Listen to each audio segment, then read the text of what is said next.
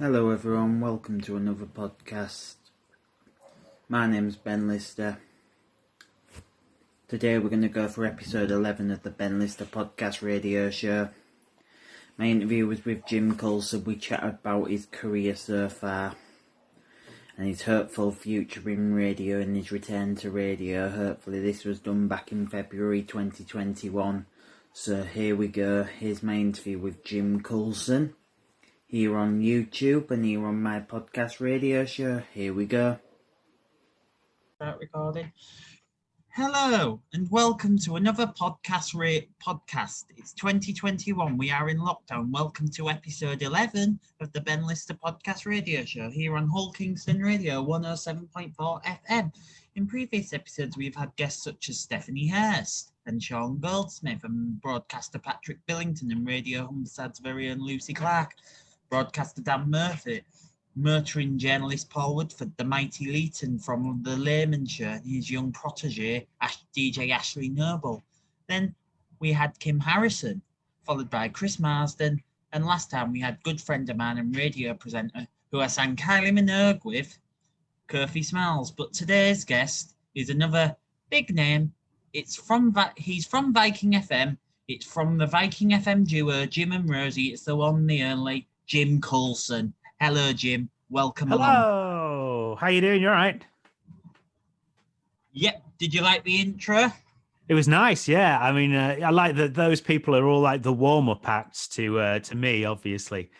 Particularly Dan Murphy. I mean, you know, he does this from New York, like international jet setter. But I'm sitting here in my dining room in West Yorkshire. Nice. How are you today? I'm good, thank you very much. Yes, I've had lots of cups of tea, and I even drank my tea out of my special Hallam FM vintage mug. Hallam FM plays more music because we're going to talk about radio, so I thought, I'd go for that. I've got my 90s mug. All right, what's on your 90s mug? Jurassic Park, the Hubble telescope, the Black Wednesday crash, Clueless, PlayStation, Fairbees, Euro debut. And that's all more than 20 years ago now. That makes me feel really old. Now I think about it, if that's all from the 90s. And the Dolly sheep as well. Oh, who can forget Dolly? Of course. We have 5 questions about radio broadcasting, if that's okay. Definitely. I'm in. I'm ready. You ready to rumble in the jungle? Yes, I am. Let's get on with it. Question 1. Where did you start your broadcast career? I started, the first job that I had that paid actual real money was in the year 2000. So yeah, 21 years ago now. That's upsetting. And it was an internet radio station and it was based in London and no one had broadband. So no one could really listen because you had to stream it all day, and they could have had it anywhere, but they decided to base it on Upper Street in Islington, which is one of the most expensive parts of London. And we spent £1 million worth of investors' money, and it just went bust.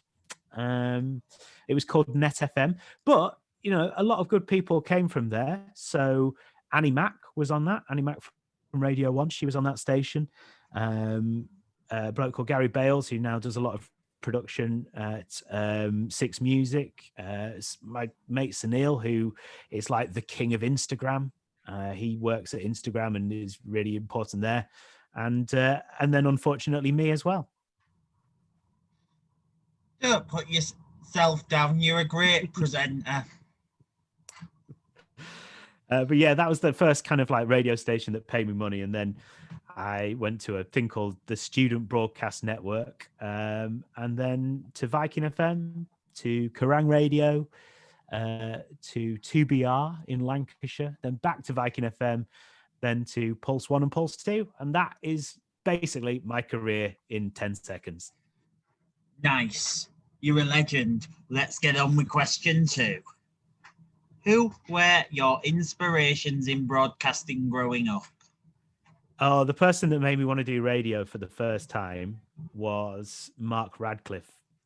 When he used to have the late night show on Radio 1, that is still my favorite radio show of all time. It was him and Mark Riley, and they just used to have people, they used to get poets in and people to talk about cult films, and they played an amazing music and some terrible music, which I loved at the time, but now realize wasn't that great.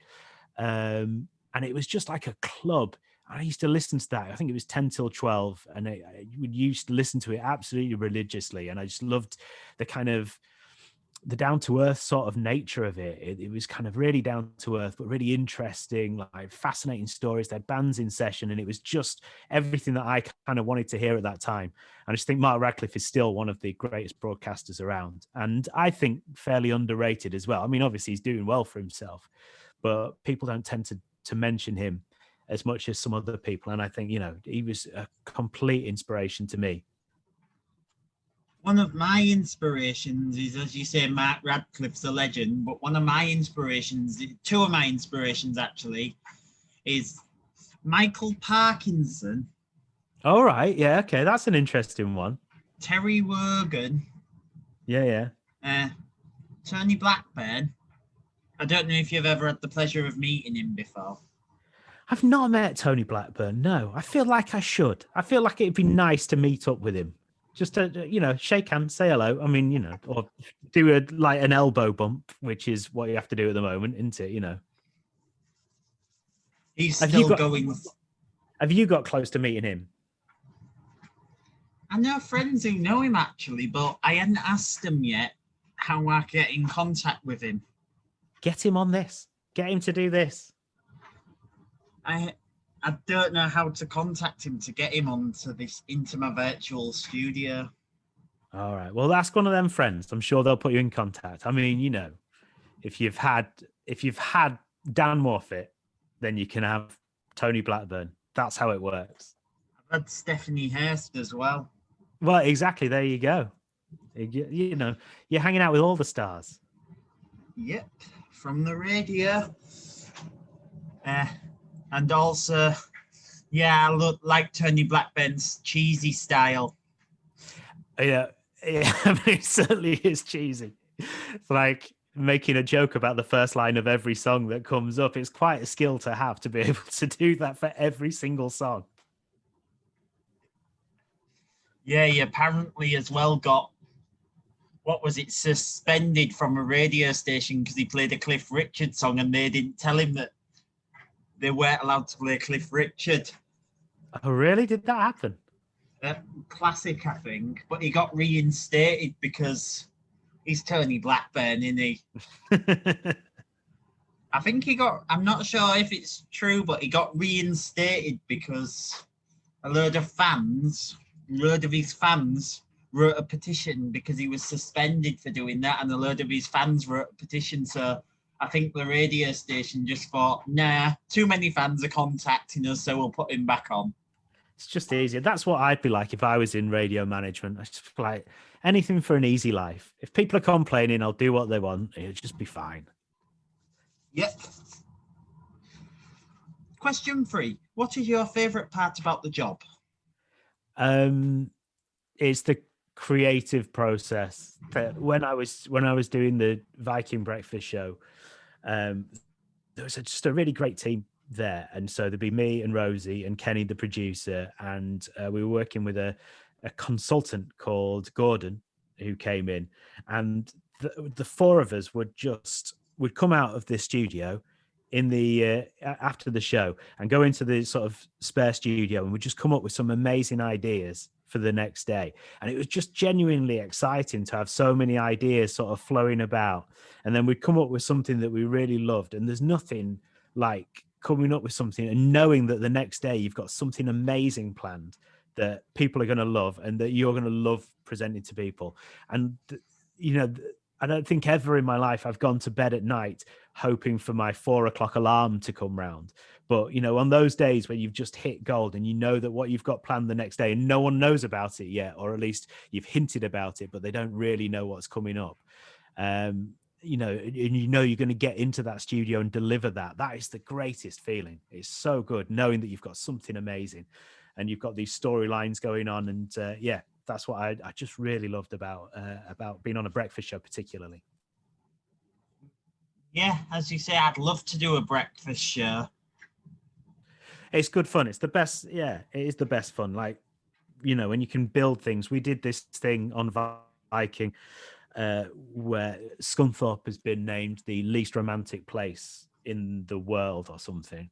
And because we covered Scunny and I'm a Scunny lad, we set about trying to prove that it was not the case. So we started building the ultimate romantic night out in Scunthorpe. So we got it happened that Romeo and Juliet was on that week, the Baths Hall. So we got tickets to that, and we got a restaurant to give us a meal for this family, this couple. And then we got a hotel, and it all came together. It was just something we did on air, and we brought this together. And then we got a couple who had a really tough time, and we gave them like the ultimate romantic night out. And that was just like, it was really hard work, but it sounded ace. At the end of it, it was like a real sense of achievement that we'd done that. It was just, yeah. And then you can do that with breakfast radio. And that's that's why it's so special, I think. Yeah, I agree with you. Because your show was inspirational. Oh, well, that's very kind of you to say. Very kind of you to say. I hope it inspired people to tell rubbish jokes. That's actually, it was you and Hursty who inspired me to actually, in the end, go in the radio. Because we were up against each other when Hursty was on. Was it Capital or Galaxy at the time? I can't remember what it was, which station it was at the time. And then and we were on at the same time. And that's it. That was a nice sort of friendly battle. I don't know if the stations thought it was friendly, but we all get on, so we had a good time. You used to have Danny Irks as well and Jojo. Yeah, that's right. Yeah, that was a really good team. That was, one of the best radio shows there's ever been. Which is why it's kind of challenging to go up against that, but we just did what we could do. We did our own thing, and then people could make their decision, couldn't they? I mean, you can't try and emulate a show that's as good as that, but you just do your own thing, come at it from a different angle, and then people get to make the choice. And some people will prefer what you do, and some people will prefer what they do. And hopefully, in our area, more people would prefer what we did. But I can't even remember if that was the case. It's a bit like Look North. I know, compare it to the news. It's a bit like Look North and Calendar. Yes. Yeah, and that is a scrap in a pub car park that I would like to see. The Look North team taking on the Calendar team. They're all good friends, really. Well, we could maybe rile them up a little bit. I'd like to see Peter Levy in a fight. It's just what I'd like to see. I've actually interviewed Mr. Levy before. Have you? Have you indeed? How did that go? Quite nerve-wracking, to be honest. Yeah? I nearly had a nervous breakdown because I couldn't believe it was him. He seems like a nice, friendly bloke, though. Yeah, he sure does, yeah. And I like the way he says "hulla," hulla, rather than just "hull." Yeah.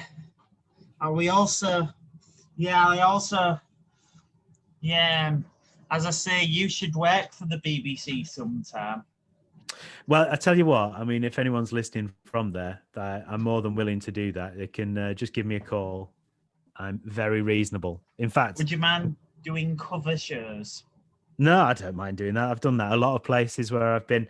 But it's just, there's a lot of presenters around and there's not many slots at the moment. So, that's how it goes. And I've got other stuff. I've got other work. You should do an interview with Stephanie Hurst sometime. That's right. Well, they do quite often get me on BBC Leeds to talk about parenting because I run this blog, this parenting blog. So I am occasionally on talking about stuff like that. Who are you on with? Quite often, it depends. I've been on with Richard Stead a couple of times. When Liz Green was on there, I was on with her a bit as well. And And yeah, just anyone who wants me. I think they've just got my number. And if there's a story about parenting, they'll just give me a call and go, oh, do you want to talk for 5 minutes about this? Have you been on with the great Stephanie Hurst yet? Not yet. No. Although I did, I sent her a message a while ago because I think she played something like Bitty McLean or something really unexpected.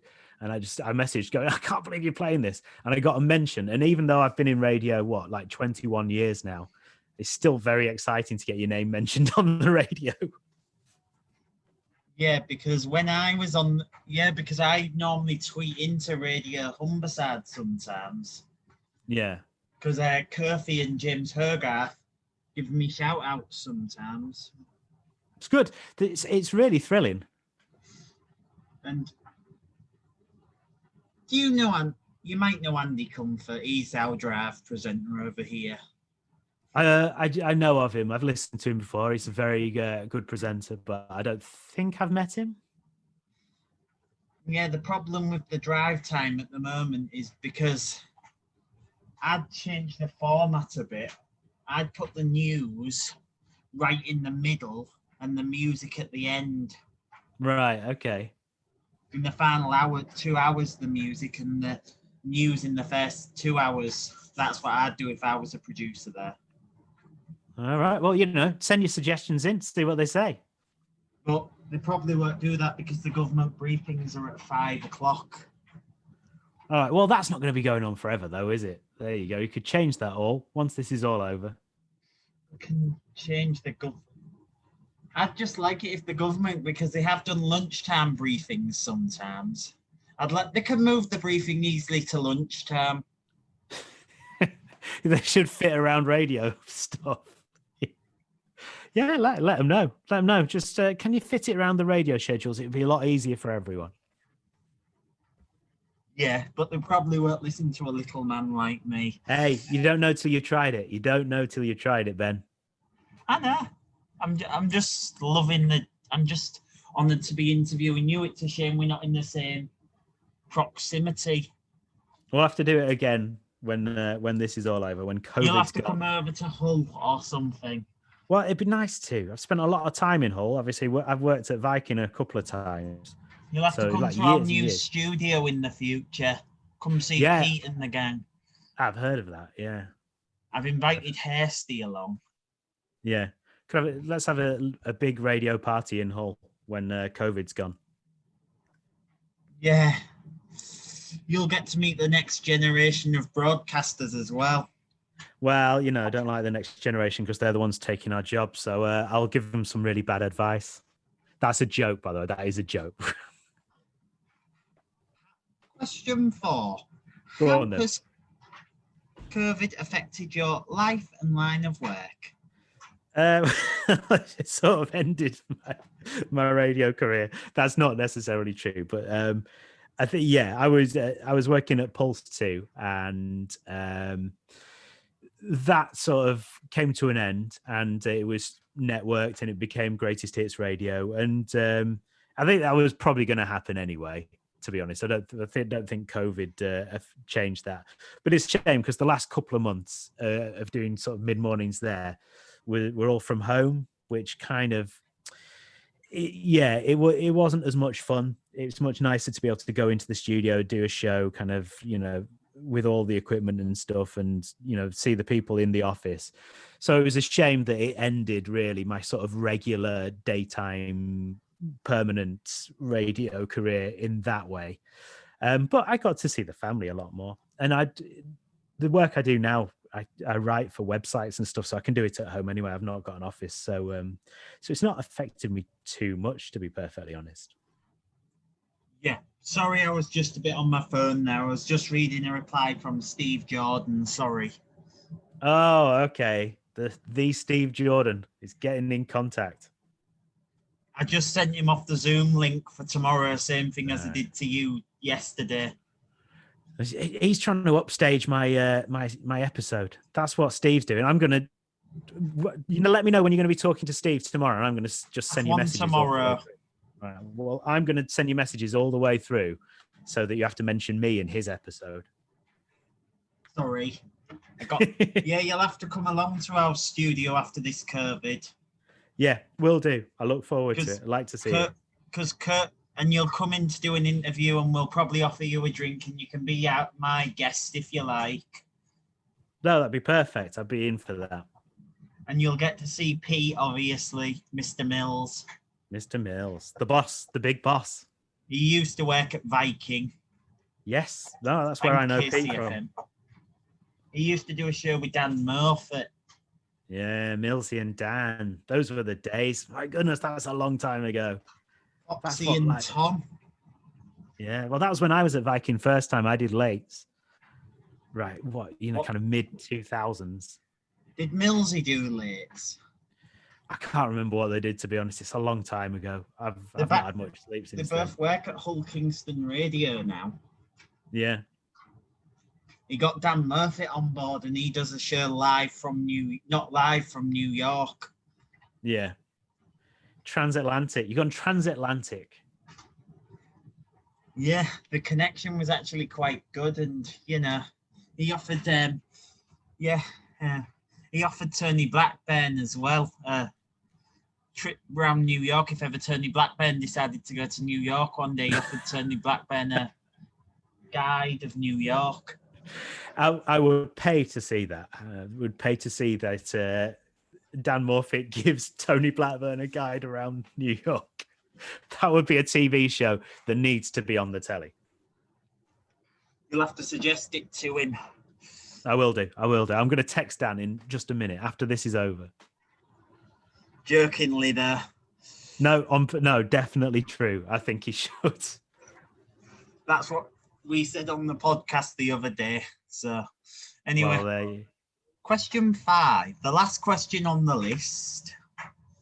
What advice would you give to young aspiring broadcasters who are starting out? I would say be yourself. Don't try and be. We've all got inspirations and we've all got heroes and stuff, but don't try and be them, because that's why they're the heroes, because they do their own thing. So take inspiration and take tips and hints and stuff, but just be yourself, do your own thing, and just keep trying, because it is a tough industry at the moment. It really is. But there are opportunities and people are getting them. So just keep trying at it. If you enjoy it enough, it's not hard work, is it? Because you're enjoying it. So, just work at it, keep pestering people, and also just have a backup plan as well, because there's a couple of times where I've lost jobs and I've not had anything to do. So thankfully, the last time I sort of managed to find a new way of working in a new sort of line. But yeah, you need to just be conscious that no job in radio is a job for life, and just make sure you've got something in case you get that call one day going, yeah, don't bother coming in again. But yeah, just be persistent, I guess. If ever I got offered a job in radio, I would tell my boss at the moment, Pete Mills. Yeah. I would ask him, I'd go and speak to him and say, if it was a contract thing, I'd say, should I take this contract or should I not? Or what would your advice to me be? Right, yeah. Well, that's good. Yeah, I'm all about loyalty, because I don't like stabbing people in the back.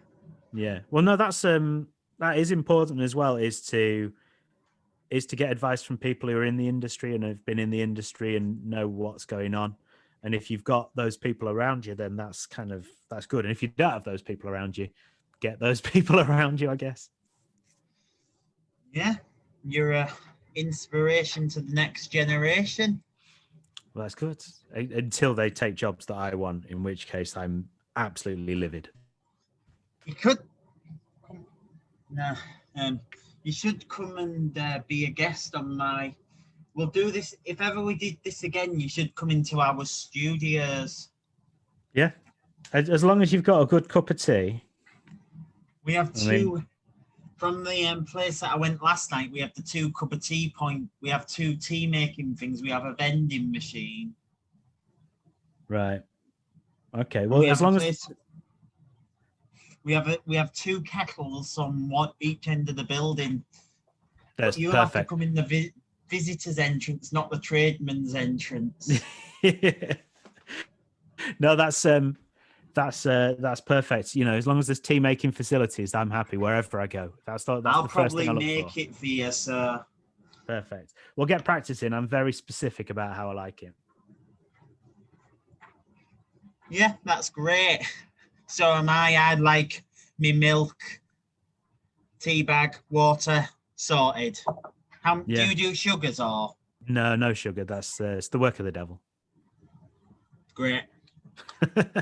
That's it for today. Thank you very much for joining us, Jim, here on Hull Kingston Radio 107.4 FM. Thank you. No, thank you for having me. Join us again soon with special guest Steve Jordan. But for now, please give it up for the legendary Jim Coulson. Thank you. Thank you, everyone, for listening. See you soon, and that's a wrap. One sec. That was my interview with radio's Jim Coulson. So, hope you enjoyed it. Hope it filled another gap for you.